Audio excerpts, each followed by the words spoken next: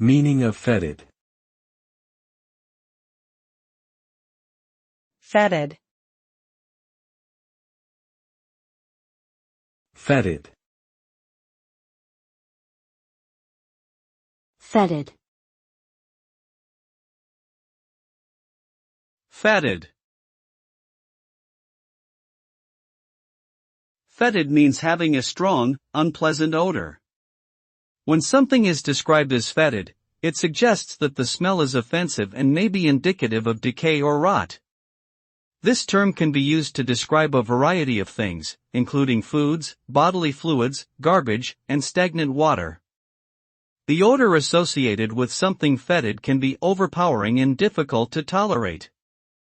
In some cases, exposure to fetid substances can even pose a health hazard due to the presence of potentially harmful bacteria or other contaminants.